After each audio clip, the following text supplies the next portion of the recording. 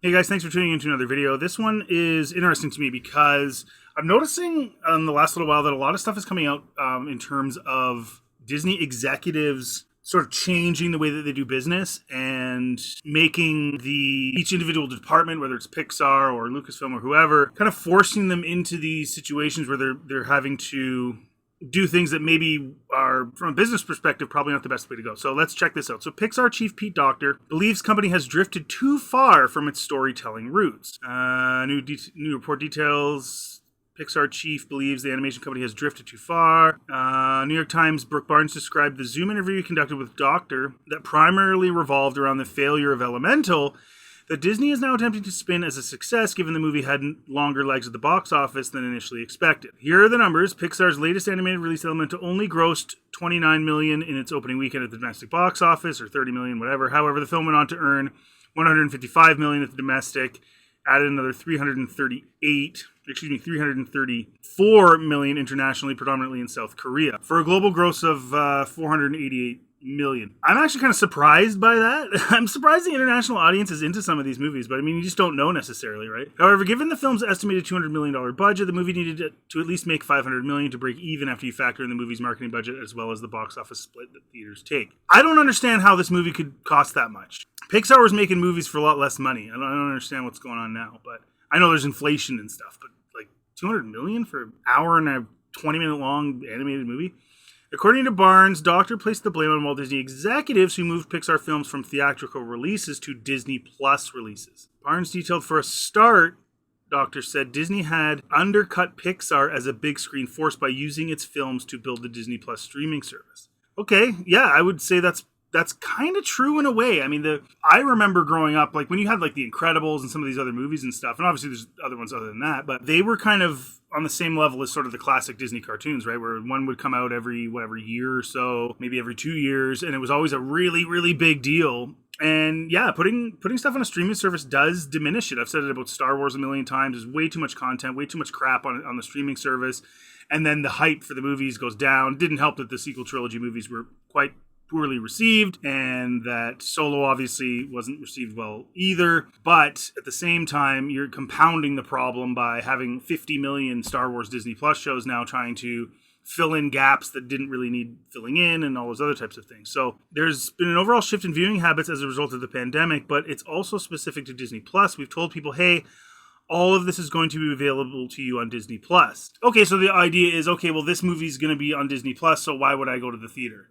If I have a 75-inch flat screen and I'm paying $10 a month for Disney Plus, why am I going to go spend $50 or 60 or 70? I know in Canada, if I take my whole family to a movie, it's $100. By the time everybody gets popcorn, it's literally $100 or more. Yeah, I could see that. Why would I waste my time taking my family to the theater? And actually, as far as we're concerned, we don't really go to the theater ever anymore. I didn't go for years. I went to that stupid Kabbalah Noah movie with a buddy of mine, and then I didn't go to a movie till The Force Awakens, which I went with a bunch of people from work. I never saw The Last Jedi in theaters, and then I went to The Rise of Skywalker simply because I was like, I know it's going to be dog crap, but I just want to see the last episode 9, the finale of the story, even though I knew it was going to suck, and it major league sucked, but I did do that.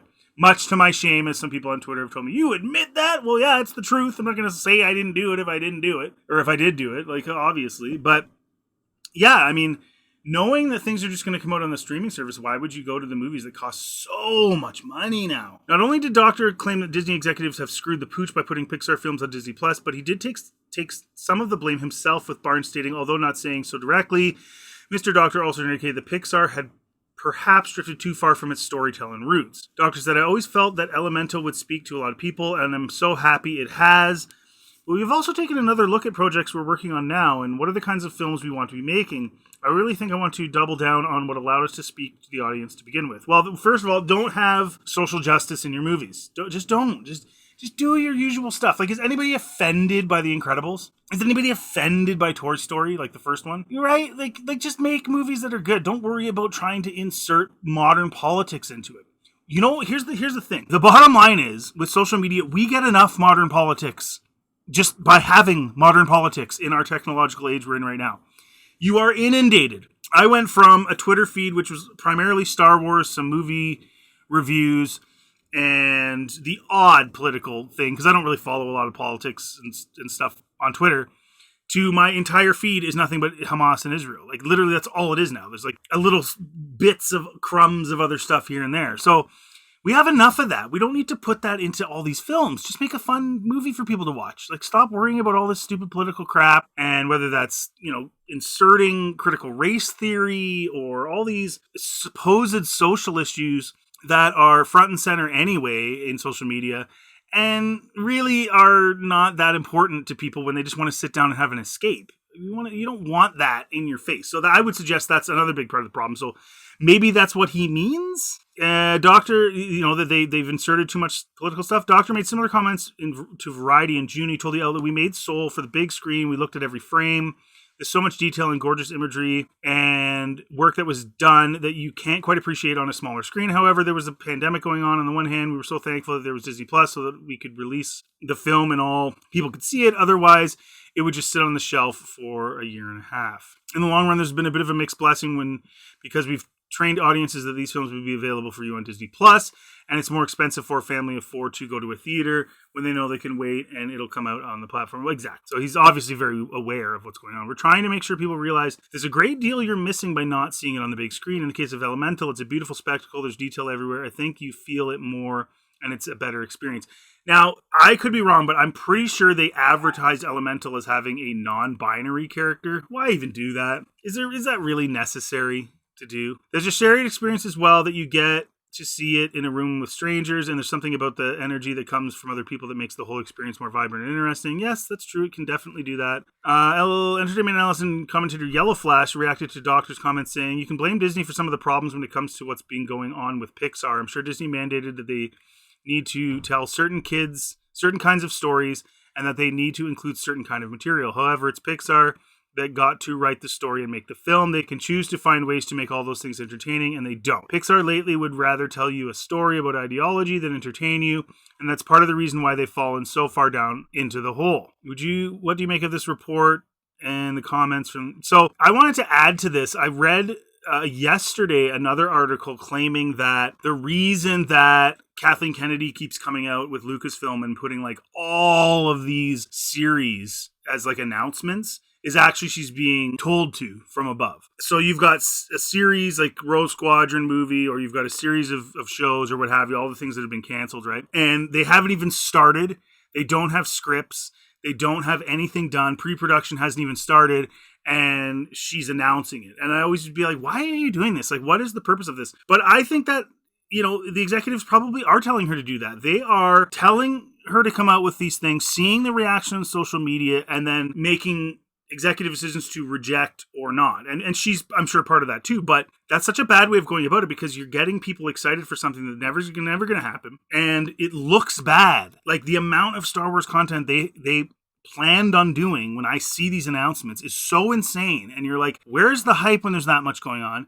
What's the quality going to be like when there's that much going on? We know so far with the Disney Plus series, the quality has been piss poor. The writing has been piss poor in most of it, the sequels especially. So why announce all these things? And so, yeah, if it's coming from the top, then the Disney executives here are really dumb. Like, they're dumb. What are you doing? And Pixar, same thing. Pixar used to have huge hype before the new movies were coming out. Just like I said, the classic cartoons used to in Disney. So I don't understand why they're making these kind of decisions, and why an executive that's being paid and should know about business is making these kind of decisions. Are these people that are just brought in because of nepotism, or are they actually qualified? Who knows? But all I know is, guys, you let me know in the comment section how much of a percentage do you think is Pixar, Lucasfilm, whoever, and how much of it do you think is at the executive level? I would say it's probably significant at the executive level. So, like I said, let me know in the comment section what you think. Do you think that this is sort of Disney on its death throes, where even at the executive level, they're completely inept and have no idea what they're doing? Do you think they have a chance to revert back to the old way of doing things, similar to what Pete Docter's talking about? Or is it probably too little too late, and we're just going to see the thing slowly decline, like many things in our society right now, and culture are slowly declining? Let me know in the comment section if you like this video. Please like and subscribe. It really helps the channel. Thanks for tuning in, and check out any of my other content. All types of stuff on my channel, including the sequel trilogy reimagined. And once again, thanks so much for listening and watching, and have a great day.